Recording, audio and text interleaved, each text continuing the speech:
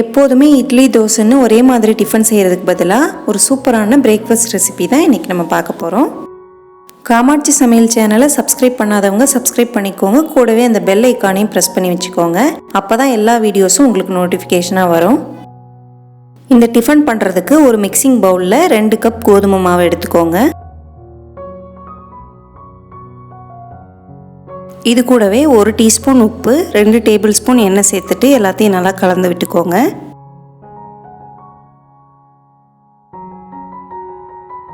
எல்லாம் நல்லா கலந்ததுக்கப்புறம் கொஞ்சம் கொஞ்சமாக தண்ணி சேர்த்து சப்பாத்தி மாவு பிசைகிற மாதிரி நல்லா சாஃப்டான மாவை பிசைஞ்சு எடுத்துக்கோங்க.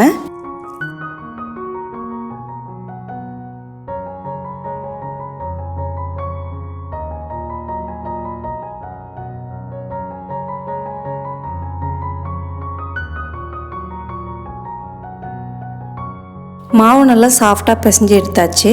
இதை ஒரு மூடி போட்டு 10 நிமிஷம் அப்படியே இருக்கட்டும். மிக்சி ஜாரில் 2 மீடியம் சைஸ் தக்காளியை கட் பண்ணி சேர்த்துக்கோங்க.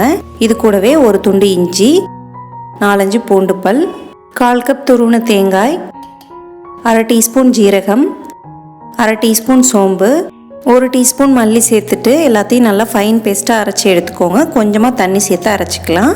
இந்த அளவுக்கு ஃபைன் பேஸ்ட்டாக அரைச்சி எடுத்தாச்சு. இப்போ மாவு ஓப்பன் பண்ணி பார்க்கலாம். 10 நிமிஷம் ஆயிருக்கு. மாவு நல்லா சாஃப்டாக ஊறி வந்திருக்கு. இதை மறுபடியும் ஒரு 2-3 நிமிஷம் நல்லா அழுத்தி பிசைஞ்சிட்டு இதுலேருந்து கொஞ்சமாக மாவு எடுத்து சப்பாத்தி தேய்க்கிற கல்லில் வச்சு தேய்ச்சி எடுத்துக்கலாம்.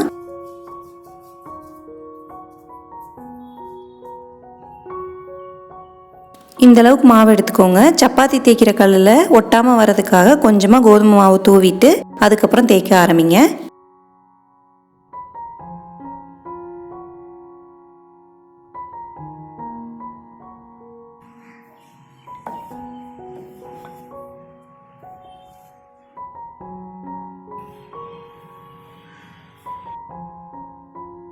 இந்த அளவுக்கு திக்னஸில் தேய்ச்சி எடுத்துக்கோங்க. தேய்ச்சி எடுத்த இந்த மாவை இந்த மாதிரி சின்ன சின்ன லேயராக மடித்து விட்டுக்கோங்க. ஓரத்தில் கொஞ்சமாக தண்ணி தொட்டு வச்சுட்டு நல்லா ஒட்டி விட்டுக்கோங்க. அப்போ பிரியாமல் இருக்கும்.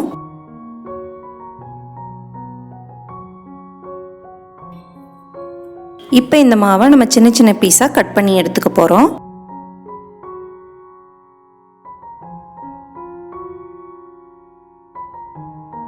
சின்ன சின்னதாக மடித்து கட் பண்ணதுனால இந்த அளவுக்கு நமக்கு லேயர் ஃபார்ம் ஆயிருக்கு.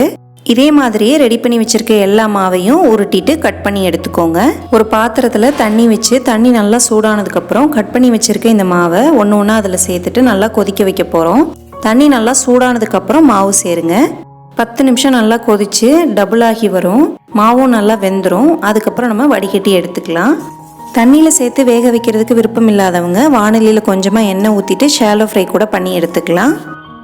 இப்போ இது எல்லாமே நல்லா வெந்திருக்கு. தண்ணிலாம் எதுவும் இல்லாமல் சுத்தமாக வடிகட்டி இந்த மாதிரி ஒரு பிளேட்டுக்கு மாற்றி வச்சுருங்க. வாணலியில் 2 டேபிள் ஸ்பூன் எண்ணெய் சேர்த்துக்கோங்க. எண்ணெய் நல்லா சூடானதும் 1 டீஸ்பூன் சோம்பு சேர்த்துட்டு ஒரு பெரிய வெங்காயத்தை நல்லா ஃபைனாக சாப் பண்ணி சேர்த்துக்கோங்க. இது கூடவே ஒரு பச்சை மிளகாயை 4 கீறி சேர்த்துக்கோங்க. கொஞ்சமாக கருவேப்பிலை சேர்த்துட்டு எல்லாத்தையும் நல்லா வதக்கி விட்டுக்கோங்க.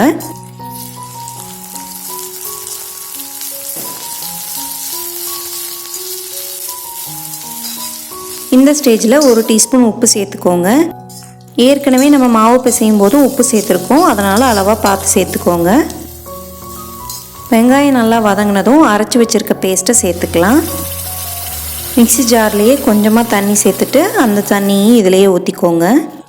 நம்ம சேர்த்து இந்த மசாலாவோட பச்சை வாசனை போகிற வரைக்கும் 5-10 நிமிஷம் அடுப்பு சிம்மிலேயே வச்சு நல்லா கொதிக்க வச்சுக்கோங்க. இது கொதிச்சிட்டு இருக்கும்போதே இது கூட 1/4 டீஸ்பூன் மஞ்சள் தூள், 1 டீஸ்பூன் மிளகாய் தூள் சேர்த்துட்டு கலந்து விட்டுக்கோங்க.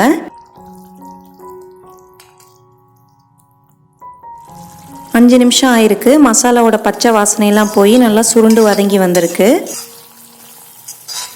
இந்த ஸ்டேஜில் கலருக்காக 1 டீஸ்பூன் காஷ்மீரி சில்லி பவுடர் சேர்த்துருக்கேன். இது இல்லைனாலும் பரவாயில்ல, ஸ்கிப் பண்ணிக்கலாம். நல்ல ஒரு கலர் கொடுக்கும், அதுக்காக தான் சேர்த்துருக்கேன்.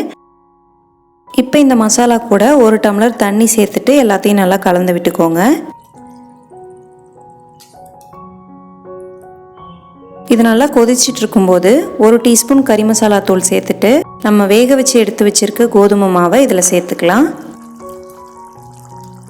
மசாலா எல்லா பக்கமும் கோட் ஆகிற மாதிரி நல்லா கலந்து விட்டுட்டு அடுப்பை சிம்லேயே வச்சு 5 நிமிஷம் நல்லா கொதிக்க வச்சுக்கோங்க.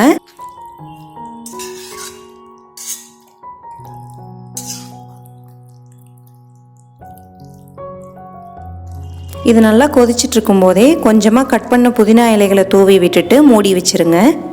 2 நிமிஷம் கழித்து ஓப்பன் பண்ணி பார்த்தா கம கமன்னு வித்தியாசமான ஒரு டிஃபன் ரெசிபி ரெடியாக இருக்கும். இந்த டிஃபனை பிரேக்ஃபாஸ்ட்டுக்கு மட்டும் இல்லாமல் லஞ்சாகவும் எடுத்துக்கலாம், டின்னராகவும் எடுத்துக்கலாம். டேஸ்ட்டு சூப்பராக இருக்கும். கண்டிப்பாக உங்கள் வீட்டில் நீங்களும் இந்த டிஃபனை செஞ்சு பாருங்கள், உங்களுக்கு ரொம்ப பிடிக்கும். இந்த வீடியோ பிடிச்சிருந்தா லைக் பண்ணுங்கள், உங்கள் ஃப்ரெண்ட்ஸ் அண்ட் ஃபேமிலிக்கு ஷேர் பண்ணுங்கள். மறக்காமல் காமாட்சி சமையல் சேனலை சப்ஸ்கிரைப் பண்ணிக்கோங்க. கூடவே அந்த பெல் ஐக்கானையும் ப்ரெஸ் பண்ணி வச்சுக்கோங்க. அப்போ தான் நான் அப்லோட் பண்ணுற எல்லா வீடியோஸும் உங்களுக்கு உடனுக்குடனே நோட்டிஃபிகேஷனாக வரும். சூடாக இருக்கும்போதே இதுக்கு மேலே கொஞ்சமாக எலுமிச்சைப்பழ சாறு புழிஞ்சு விட்டு சாப்பிட்டிங்கன்னா சுவையை இன்னும் மிகைப்படுத்தி கொடுக்கும்.